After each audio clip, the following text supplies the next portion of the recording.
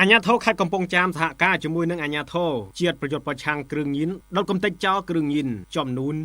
433គីឡូក្រាមនៅក្នុងឱកាសប្រារព្ធពិធីអបអរសាទរទិវាអន្តរជាតិប្រយុទ្ធប្រឆាំងគ្រឿងញៀនក្រមប្រធានបទរួមគ្នាបង្ការទប់ស្កាត់និងកាត់ផ្តាច់ឬគល់នៃបញ្ហាគ្រឿងញៀននៅកម្ពុជានៅស្រុកចំការលើនាព្រឹកថ្ងៃទី30ខែមិថុនាឆ្នាំ2025នេះអាញាធរខេត្តកំពង់ចាមសហការជាមួយនឹងអាញាធរជាតិប្រយុទ្ធប្រឆាំងគ្រឿងញៀនបានដុតកំទេចចោលគ្រឿងញៀនចំនួន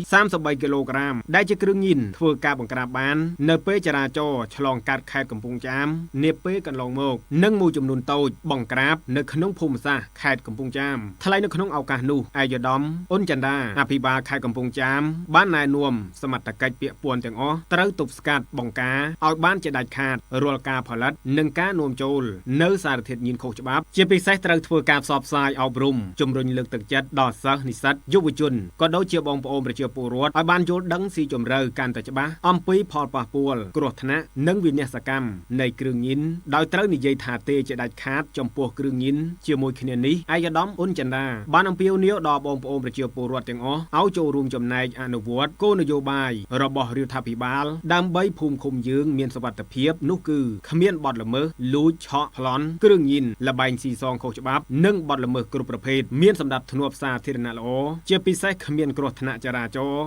គ្មានអំពើអនាចារគ្មានការជួញដូរមនុស្សពិសេសស្ត្រីនិងកុមារគ្មានអំពើហិង្សាក្នុងគ្រួសារគ្មានក្មេងទំនើងផងដែរនៅក្នុងឱកាសនោះដែរឯកឧត្តមនាយឧត្តមសេនីយ៍មាសវិរិទ្ធអគ្គលេខាធិការនៃអាជ្ញាធរជាតិប្រយុទ្ធប្រឆាំងគ្រឿងញៀនបានថ្លែងនៅការកោតសរសើរចំពោះកងកម្លាំងសមត្ថកិច្ចនិងលេខាធិការដ្ឋានគណៈកម្មាធិការត្រួតពិនិត្យគ្រឿងញៀនខេត្តក៏ដូចជាអាជ្ញាធរគ្រប់ជាន់ថ្នាក់ដែលបានអនុវត្តតាមផែនការរបៀបសមរភូមិប្រយុទ្ធប្រឆាំងគ្រឿងញៀនប្រចាំត្រីមាសទី1ឆ្នាំ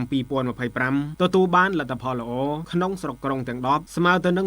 109ឃុំសង្កាត់ក្នុងនោះឃុំពណ៌សមានចំនួន105ឃុំពណ៌ប្រផេះមានចំនួន3ឃុំដោយពុំមានពណ៌ខ្មៅឡើយ